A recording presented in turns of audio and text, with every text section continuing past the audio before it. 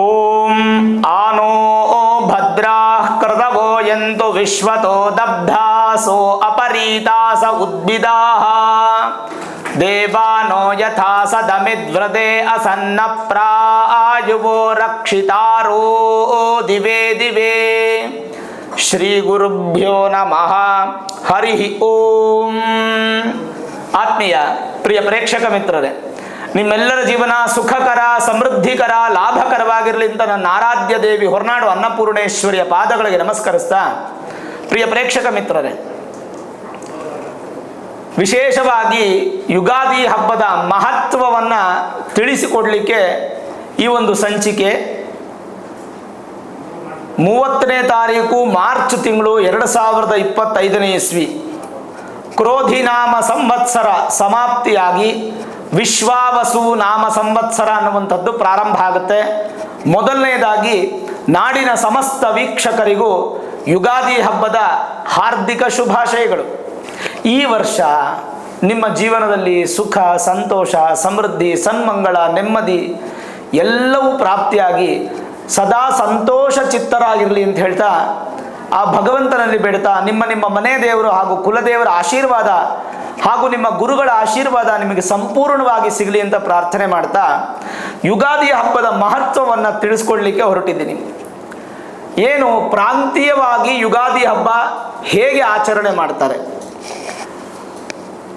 ವಿಶೇಷವಾಗಿ ಈ ಯುಗಾದಿ ಹಬ್ಬದ ಆಚರಣೆ ಹೇಗೆ, ಸ್ನಾನದ ಮಹತ್ವ ಏನು, ಯಾವ ಆಹಾರವನ್ನು ಸೇವಿಸಬೇಕು, ಯುಗಾದಿ ಹಬ್ಬಕ್ಕೆ ದೇವತೆ ಯಾರು, ಹೀಗೆ ಹಲವಾರು ಮಾಹಿತಿಯನ್ನು ನಾನು ನಿಮಗೆ ಕೊಡಬೇಕು.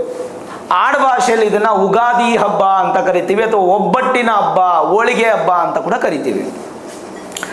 ಯುಗಾದಿ ಅಂತಂದರೆ ಪರ್ವಕಾಲ, ಒಂದು ಸಂವತ್ಸರ ಮುಗಿದು ಮತ್ತೊಂದು ಹೊಸ ಸಂವತ್ಸರ ಪ್ರಾರಂಭ ಆಗುವಂತಹ ಪರ್ವಕಾಲ. ಇದೇ ಪರ್ವಕಾಲದ ಸಮಯಕ್ಕೆ ಪ್ರಕೃತಿ ತನ್ನ ಒಂದು ಬೆಳವಣಿಗೆಯನ್ನು ಶುರು ಮಾಡುವಂಥ ಸಮಯ.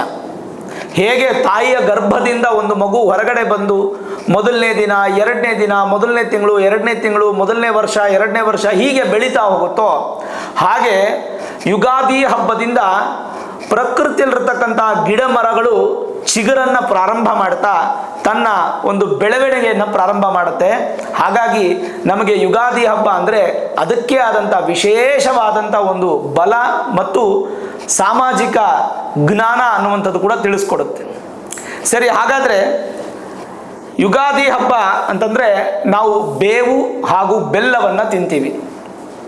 ಶತಾಯುರ್ವಜ್ರ ದೇಹಾಯ ಸರ್ವ ಸಂಪತ್ಕರಾಯ ಚ ಸರ್ವ ಅರಿಷ್ಟ ವಿನಾಶಾಯ ನಿಂಬಕಂ ದಳಭಕ್ಷಣಂ. ಅಂದರೆ ಅರ್ಥ, ಶತಾಯುಷಿ ಕೇಳಿದಿರಲ್ಲ, ಶತಾಯುಷಿಗಳಪ್ಪ 100 ವರ್ಷ ಬದುಕಿದ್ರು, ನಮ್ಮ ಮುತ್ತಾತ 100 ವರ್ಷ ಬದುಕಿದ್ರು, ಹೀಗೆ ಮಾತಾಡ್ತಾ ಇರ್ತೀವಲ್ಲ, 100 ವರ್ಷ ವಜ್ರದಂಥ ದೇಹ ಪ್ರಾಪ್ತಿಯಾಗಲಿ ಅಂತ ಹೇಳಬೇಕು. ಅರ್ಥಾತ್ ಸಮಾಜದಲ್ಲಿ ಲೌಕಿಕವಾಗಿ, ಧಾರ್ಮಿಕವಾಗಿ, ವೈದಿಕವಾಗಿ ಮೊದಲನೇ ಒಂದು ಸ್ಥಾನವನ್ನು ಪಡೆದಿರ್ತಕ್ಕಂಥದ್ದು ಆಯುಷ್ಯ. ಅಂದರೆ ನಮಗೆ ಗಟ್ಟಿ ಆಯುಷ್ಯ ಇದ್ದರೆ ಮಾತ್ರನೇ ನಾವು ಎಲ್ಲವನ್ನ ಅನುಭವಿಸಲಿಕ್ಕಾಗತ್ತೆ. ಮೊದಲನೇ ಸ್ಥಾನವನ್ನು ಆಯುಷ್ಯ ಪಡ್ಕೊಂಡಿದೆ. ಹಾಗಾಗಿ ಶತಾಯುರ್ವಜ್ರ ದೇಹಾಯ, 100 ವರ್ಷ ವಜ್ರದ ದೇಹ ಪ್ರಾಪ್ತಿಯಾಗಲಿ. ಆಯುಷ್ಯದ ನಂತರದ ಸ್ಥಾನ ಯಾರಿಗೆ ಅಂತಂದರೆ ಆರೋಗ್ಯಕ್ಕೆ. ಒಳ್ಳೆ ಆಯುಷ್ ಇದೆ, ಆರೋಗ್ಯನೇ ಇಲ್ಲ, ಏನು ತಿನ್ನಂಗಿಲ್ಲ, ಎಲ್ಲೂ ಓಡಾಡಂಗಿಲ್ಲ, ಆರೋಗ್ಯದ ತೊಂದರೆ. ಅಂಥ ಆರೋಗ್ಯದ ತೊಂದರೆ ಬರಬಾರದು ಅಂತಂದ್ರೆ ಈ ವಜ್ರದೇಹಾಯ, ಶತಾಯುಹು ಮೊದಲು 100 ವರ್ಷ ಆಯುಷ್ ಮೊದಲು, ಆಮೇಲೆ ವಜ್ರದೇಹಾಯ. ಅದಾದಮೇಲೆ ನಾವು ಆಯುಷ್ಯು ಇದೆ, ಆರೋಗ್ಯ ಇದೆ, ಅನುಭವಿಸೋದಕ್ಕೇನೂ ಇಲ್ಲ. ಒಂದು ಸ್ವಂತ ಮನೆ ಇಲ್ಲ, ಒಂದು ವಾಹನ ಇಲ್ಲ, ಒಳ್ಳೆ ಊಟ ಮಾಡಲಿಕ್ಕೆ ಹಣ ಇಲ್ಲ, ಒಳ್ಳೆ ಬಟ್ಟೆ ಹಾಕಲಿಕ್ಕೆ ಒಳ್ಳೆ ಬಟ್ಟೆ ಇಲ್ಲ. ಹೀಗೆ ಸರ್ವ ಸಂಪತ್ಕರಾಯ ಚ, ಸಂಪತ್ತು ಬೇಕು ನಮಗೆ. ಮೊದಲನೇ ಸ್ಥಾನ ಆಯುಷ್ಯ ತಗೊಂಡ್ರೆ, ಎರಡನೇ ಸ್ಥಾನ ಆರೋಗ್ಯ ತಗೊಂಡ್ರೆ, ಮೂರನೇ ಸ್ಥಾನ ಸಂಪತ್ತು ತಗೊಳುತ್ತೆ. ಶತಾಯುರ್ ವಜ್ರ ದೇಹಾಯ ಸರ್ವ ಸಂಪತ್ಕರಾಯ ಚ ಸರ್ವ ಅರಿಷ್ಟ ವಿನಾಶಾಯ. ಅರಿಷ್ಟ ಅಂದರೆ ಕೆಟ್ಟದ್ದು ಅಂತ, ಅಥವಾ ದೋಷ ಅಂತ, ಅಥವಾ ನಮಗೆ ಬರಬಹುದಾದಂಥ ನೆಗೆಟಿವಿಟಿಯನ್ನು ನಾವು ಅರಿಷ್ಟಗಳು ಅಂತ ಹೇಳ್ತೀವಿ. ಉದಾಹರಣೆಗೆ ಜನ್ಮ ಜಾತಕದಲ್ಲಿ ಲಗ್ನದಿಂದ 5ನೇ ಮನೆಯಲ್ಲಿ ರಾಹು ಇದ್ದರೆ ಪಂಚಮಾರಿಷ್ಟ ದೋಷ, ಚಂದ್ರ 8ನೇ ಮನೆ ಇದ್ದರೆ ಅಷ್ಟಮಾರಿಷ್ಟ ದೋಷ, ಈ ಥರ ಎಲ್ಲ ಹೇಳ್ತಾರಲ್ಲ, ಹಾಗೆ ಜ್ಯೋತಿಷ್ಯ ಪರವಾಗಿ ನಾನು ನಿಮ್ಗೆ ಹೇಳೋದಾದರೆ ಆ ರೀತಿಯಾಗಿ ಹೇಳ್ಬೋದು. ಸರ್ವ ಅರಿಷ್ಟ ವಿನಾಶಾಯ, ಎಲ್ಲ ಕೆಟ್ಟದ್ದು ನಿವಾರಣೆ ಆಗ್ಬಿಡ್ಬೇಕು, ಸರ್ವನಾಶ ಆಗ್ಬಿಡ್ಬೇಕು, ಕೆಟ್ಟದ್ದೆಲ್ಲ ನಾಶ ಆಗ್ಬಿಡ್ಬೇಕು. ಇದೆಲ್ಲ ಆಗ್ಲಿಕ್ಕೋಸ್ಕರ ನಿಂಬಕಂ ದಳಭಕ್ಷಣಂ, ಬೇವು ಹಾಗೂ ಬೆಲ್ಲ. ಏನೇನು ತಿನ್ನಬೇಕು ಹಾಗಾದರೆ?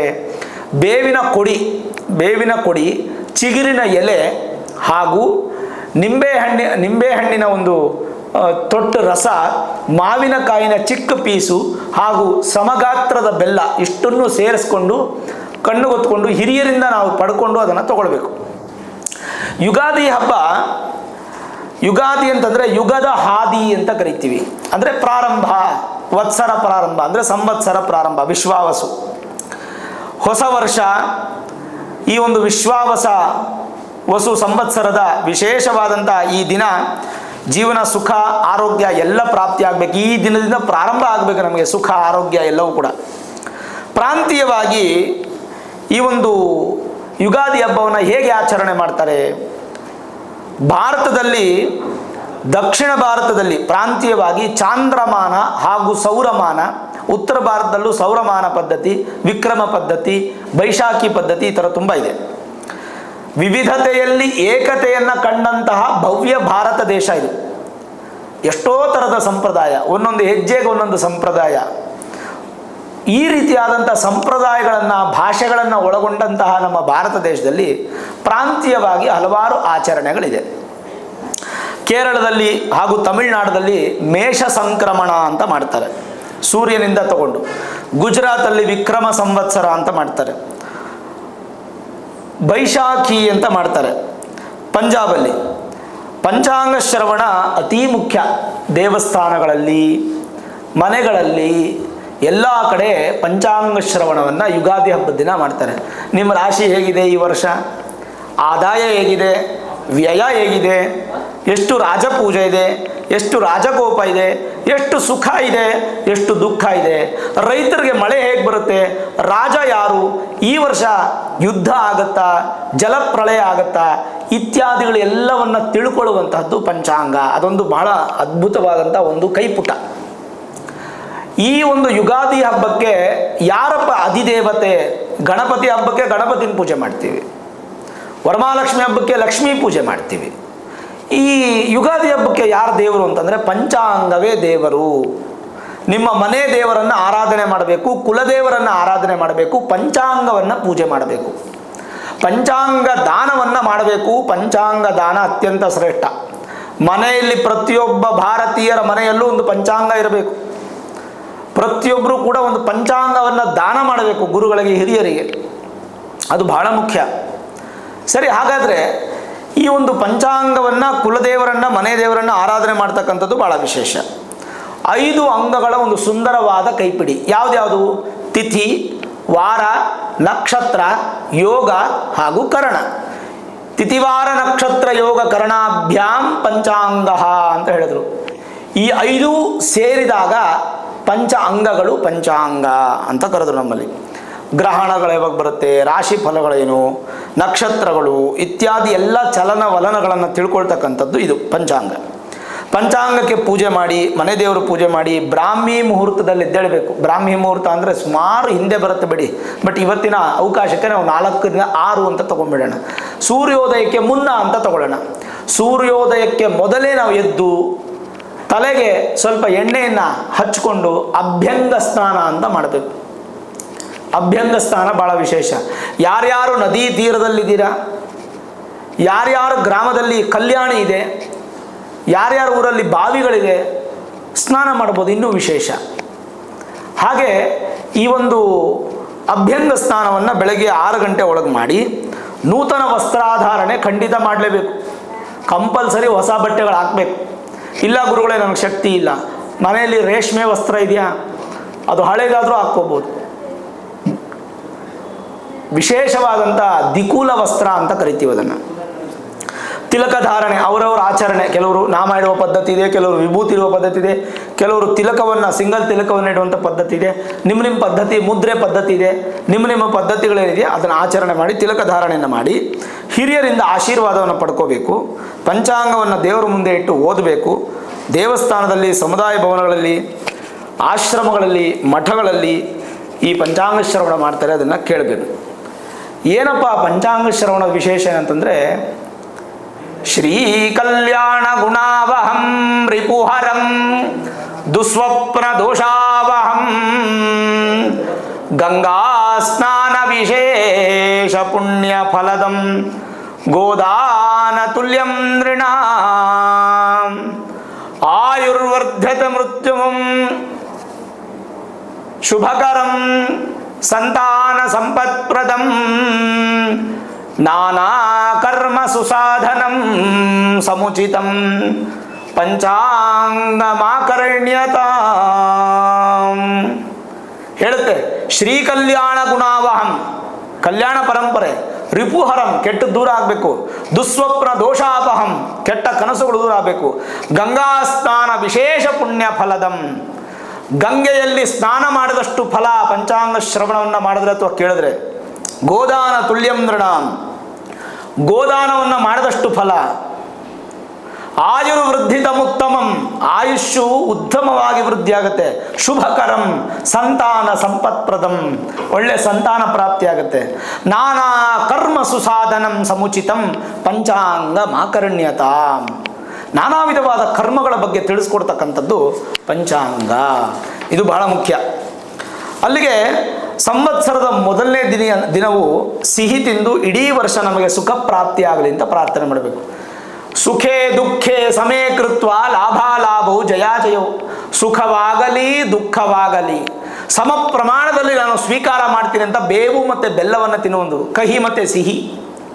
ಸುಖ ದುಃಖ, ಶ್ರೀಮಂತಿಕೆ ಬಂತು ಅಂತ ನಾನು ಎಗರಾಡಂಗಿಲ್ಲ, ಬಡತನ ಬಂತು ಅಂತ ನಾನು ಕುಗ್ಗಂಗಿಲ್ಲ. ಶ್ರೀಮಂತಿಕೆ ಬಂದರೂ ಹೀಗೆ ಇರ್ತೀನಿ, ಬಡತನ ಬಂದರೂ ಹೀಗೆ ಇರ್ತೀನಿ. ಸುಖ ದುಃಖೇ ಸಮೇ ಕೃತ್ವ ಲಾಭಾಲಾಭವು ಜಯಾಜಯವು. ಹಾಗಾಗಿ ಸಂವತ್ಸರದ ಮೊದಲನೇ ದಿನ ಸಿಹಿ ಹಾಗೂ ಕಹಿಯನ್ನು ತಿಂದು ನಮ್ಮ ಜೀವನದ ಬಗ್ಗೆ, ನಮ್ಮ ಜೀವನಾಂಶದ ಬಗ್ಗೆ ನಾವು ತಿಳ್ಕೊಳ್ತಕ್ಕಂಥದ್ದು ಬಹಳ ಮುಖ್ಯ. ಶ್ರವಣ ಮನನ ಎರಡೂ ವಿಶೇಷ. ಪಂಚಾಂಗ ಶ್ರವಣ, ದಾನವನ್ನು ಕೊಡುವಂಥದ್ದು ಬಹಳ ಒಳ್ಳೆಯದು. ಯುಗಾದಿ ಹಬ್ಬದ ದಿನ ದಾನವನ್ನು ಮಾಡಬೇಕು. ಯಾವುದಾದ್ರೂ ಮನಸೋದಿಷ್ಟ ದಾನ, ಚಪ್ಪಲಿ ಕೊಡಿಸ್ಬೋದು, ಬಟ್ಟೆ ಕೊಡಿಸ್ಬೋದು, ಕೊಡೆ ಕೊಡಿಸ್ಬೋದು, ಏನಾದರೂ ದಾನ, ಒಟ್ಟು ದಾನ, ಏನಾದರೂ ಒಂದು ದಾನಕ್ಕೆ ವಿಶೇಷ ಅಂತ ಹೇಳ್ತೀವಿ ನಾವು. ಈ ದಾನ ಮಾಡುವಂಥದ್ದು ಬಹಳ ವಿಶೇಷ. ಮನೆ ಮುಂದೆ ಸಾರಿಸಿ ಗುಡಿಸಿ ರಂಗೋಲಿ ಇಟ್ಟು, ಮನೆ ಬಾಗಿಲಿಗೆ ಅರಿಶಿನ ಕುಂಕುಮ ಇಟ್ಟು, ಮಾವಿನ ತೋರಣವನ್ನು ಕಟ್ಟಿ, ಹೂವನ್ನು ಸಮರ್ಪಣೆ ಮಾಡಿ, ದೇವರ ಮನೆಯನ್ನು ಶುದ್ಧಿ ಮಾಡಿಕೊಂಡು, ದೇವತಾ ಪೂಜೆಯನ್ನು, ಅಭಿಷೇಕವನ್ನು ಇತ್ಯಾದಿಗಳನ್ನು ಮಾಡಿ, ಒಬ್ಬಟ್ಟು ನೈವೇದ್ಯವನ್ನು ಮಾಡಿ ಎಲ್ಲರಿಗೂ ಹಂಚಬೇಕು. ನಂತರ ಮನೆಯಲ್ಲಿ ತಿನ್ನಬೇಕು. ಸರಿ, ಹಾಗಾದರೆ ಗುರುಗಳೇ ನೀವು ಹೇಳ್ತಾ ಇರೋದು ಹೌದು, ಸ್ವದೇಶದಲ್ಲಿ ನಾವು ಇದೀವಿ, ಮಾಡ್ತಾ ಇದ್ದೀವಿ. ನಾವು ವಿದೇಶದಲ್ಲಿ ಇದ್ದೀವಿ, ನಾವೇನು ಮಾಡೋದು? ಭಾರತದ ಜನಸಂಖ್ಯೆಯಲ್ಲಿ ಸುಮಾರು 10% 15% ವಿದೇಶದಲ್ಲಿದ್ದಾರೆ. ವಿದೇಶದಲ್ಲಿರ್ತಕ್ಕಂಥವ್ರು ಏನು ಮಾಡೋದು? ಹಾಗಾದರೆ ವಿದೇಶದಲ್ಲಿ ನಿಮಗೆ ಏನು ಸಿಗುತ್ತೋ ಅದನ್ನು ಮಾಡಿ, ಒಟ್ಟು ಹಬ್ಬ ಮಾಡಿ. ನಿಮಗೆ ಬಟ್ಟೆ ಅಂತೂ ಸಿಗುತ್ತೆ, ಹೊಸ ಬಟ್ಟೆ ತೊಗೊಳ್ಬೋದು. ಮಾವಿನ ಸೊಪ್ಪು ಸಿಕ್ಕಲಿಲ್ವಾ? ಬೇವಿನ ಸೊಪ್ಪು ಇಡಿ, ಅದೂ ಸಿಕ್ಕಿಲ್ವಾ? ಅರಿಶಿಣ ಕುಂಕುಮ ಇಡಿ. ಪ್ಲಾಸ್ಟಿಕ್ ತೋರಣಗಳನ್ನೆಲ್ಲ ಕಟ್ಟಬೇಡಿ. ತಾಜಾ ಪುಷ್ಪಗಳನ್ನು ಮಾತ್ರ ಸಮರ್ಪಣೆ ಮಾಡಬೇಕು.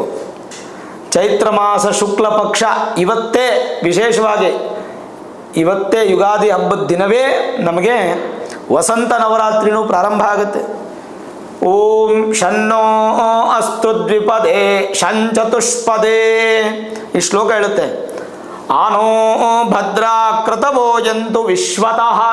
ನಾನು ಪ್ರಾರಂಭದಲ್ಲೇ ಶ್ಲೋಕ ಹೇಳಿದ್ನಲ್ಲ, ಅದರ ಅರ್ಥ ಏನಂದರೆ 84 ಲಕ್ಷ ಕೋಟಿ ಜೀವರಾಶಿಗಳಿಗೂ ಶುಭ ಫಲವಾಗಬೇಕು. ಅದಕ್ಕೋಸ್ಕರ ಯುಗಾದಿ ಹಬ್ಬದ ವಿಶೇಷತೆ ಅಂತ ಹೇಳ್ತೀವಿ. ಪಂಚಾಂಗ ಬ್ರಾಹ್ಮಣ ಸಮುದಾಯಕ್ಕೆ ಮಾತ್ರ ಅಲ್ಲ, ಪ್ರತಿಯೊಬ್ಬ ಹಿಂದೂಗಳ ಮನೆಯಲ್ಲೂ ಕೂಡ ಈ ಒಂದು ಪಂಚಾಂಗ ಇರಬೇಕು. ಪಂಡಿತರಿಗೆ ಗೌರವವನ್ನು ಕೊಟ್ಟು ಪಂಚಾಂಗವನ್ನು ದಾನ ಮಾಡಿ ರಾಶಿ ಭವಿಷ್ಯವನ್ನು ಕೇಳ್ಕೋಬೇಕು. ಸಂಕ್ರಾಂತಿ ಪುರುಷನ ಲಕ್ಷಣ ಆಗ್ಬೋದು, ಮಳೆ ಬೆಳೆ, ದೇಶದ ಪ್ರಗತಿ, ರಾಜ ಮಂತ್ರಿ ಹೇಗೆ ವೃದ್ಧಿ ಆಗ್ತಾರೆ, ತನ್ಮೂಲಕ ಪ್ರಜೆಗಳಿಗೆ ಯಾವ ರೀತಿಯಾದಂಥ ಸುಖ ಫಲ ಇದೆ, ರೈತರಿಗೆ ಬೆಳೆ ವಿಚಾರ, ಮಳೆಯ ಪ್ರಮಾಣ, ಶುಭ ಕಾರ್ಯಗಳು ವಿಚಾರ, ದೇಶದಲ್ಲಿರುವಂಥ ಅವಘಡಗಳ ಬಗ್ಗೆ, ಆಯಾ ಹಬ್ಬದ ಆ ದಿನದ ಪ್ರಧಾನ ದೇವತೆ, ದೇವಾಲಯಕ್ಕೆ ಹೋಗಿ ಬರುವಂಥದ್ದು, ಇವೆಲ್ಲವನ್ನು ತಿಳಿಸ್ಕೊಡ್ತಕ್ಕಂಥದ್ದೇ ಪಂಚಾಂಗ. ಯುಗಾದಿ ಹಬ್ಬ ಅಂದರೆ ಭಾಳ ಸರಳ ಹಬ್ಬ, ಸಡಗರ ಹಬ್ಬ, ಸಂಭ್ರಮ ಹಬ್ಬ, ಸಂತೋಷದ ಹಬ್ಬ. ಈ ಸಂತೋಷದ ಹಬ್ಬವನ್ನು ಪ್ರತಿಯೊಬ್ಬರು ಮನೆಯಲ್ಲೂ ಆಚರಣೆ ಮಾಡಲೇಬೇಕು. ಯಾವ ಕಾರಣಕ್ಕೂ ಹಬ್ಬದ ಆಚರಣೆಯನ್ನು ಬಿಡಕ್ಕೆ ಹೋಗಬೇಡಿ. ಈ ಹಬ್ಬದಿಂದ ಪ್ರಾರಂಭ ಆಗುತ್ತೆ ವಿಶ್ವಾವಸುನಾಮ ಸಂವತ್ಸರ. ಮಾರ್ಚ್ 30ನೇ ತಾರೀಕು 2025, ಇನ್ನು 1 ವರ್ಷ ವಿಶ್ವಾವಸುನಾಮ ಸಂವತ್ಸರ. ವಸು ಅಂತಂದರೆ ನಿಮಗೆ ಗೊತ್ತಿರ್ಬೋದು. ವಸು ಅಂದರೆ ಬಲ ಅಂತ ಹೇಳಿ, ಅಷ್ಟಾವಸು, ಅಷ್ಟಾದಶ ವಸು, ಹೀಗೆ ಕೆಲವೊಂದೆಲ್ಲ ಹೇಳ್ತಾ ಇರ್ತಾರೆ. ವಸು ಅಂದರೆ ಬಲ ಅಂತ ಅರ್ಥ. ಮತ್ತು ವಿಶ್ವ ಅಂತಂದರೆ ಪ್ರಪಂಚ, ಪ್ರಪಂಚದ ಬಲ ಅಂತ ಕರಿತೀವಿ ನಾವು. ಈ ಒಂದು ಸಂವತ್ಸರದ ಫಲ ಏನಂದರೆ ಪ್ರಪಂಚದ ಬಲ. ಹಾಗಾಗಿ ಈ ವರ್ಷ ಎಲ್ಲರಿಗೂ ಬಲವಾಗಲಿ, ದೇಶ ಬಲ ಆಗಲಿ, ಪ್ರಪಂಚ ಬಲ ಆಗಲಿ, ನಮ್ಮ ಮನೆ ಬಲ ಆಗಲಿ, ನಮ್ಮ ಐಶ್ವರ್ಯ ಬಲ ಆಗಲಿ, ಬಲದಿಂದ ವೃದ್ಧಿ ಆಗೋಣ ಅನ್ನುವಂಥದ್ದೇ ವಿಶೇಷವಾದಂಥ ವಿಚಾರ. ಯುಗಾದಿ ಹಬ್ಬದ ಆಚರಣೆ ಬಗ್ಗೆ ತಿಳಿಸ್ಕೊಟ್ಟೆ, ಪಂಚಾಂಗ ಶ್ರವಣದ ಮಹತ್ವದ ಬಗ್ಗೆ ತಿಳಿಸ್ಕೊಟ್ಟೆ. ಖಂಡಿತವಾಗಲೂ ಪ್ರತಿಯೊಬ್ಬರು ಕೂಡ ಈ ಆಚರಣೆಯಲ್ಲಿ ಎಷ್ಟು ಸಾಧ್ಯ ಆಗುತ್ತೋ ಎಲ್ಲವನ್ನೂ ಮಾಡಿ ಅಂತ ಹೇಳ್ತೀನಿ. ಎಷ್ಟು ಸಾಧ್ಯ ಆಗುತ್ತೋ ಅದನ್ನು ಖಂಡಿತ ಮಾಡಿ.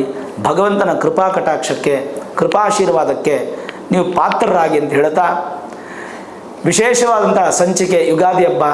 ಮತ್ತೊಮ್ಮೆ ನಾಡಿನ ಸಮಸ್ತ ವೀಕ್ಷಕರಿಗೂ ಯುಗಾದಿ ಹಬ್ಬದ ಹಾರ್ದಿಕ ಶುಭಾಶಯಗಳನ್ನು ತಿಳಿಸ್ತಾ, ಎಲ್ಲರಿಗೂ ಒಳ್ಳೆಯದಾಗಲಿ. ಸರ್ವೇ ಜನಾಃ ಸುಖಿನೋ ಭವಂತು, ಸಮಸ್ತ ಸನ್ಮಂಗಳಾನಿ ಭವಂತು.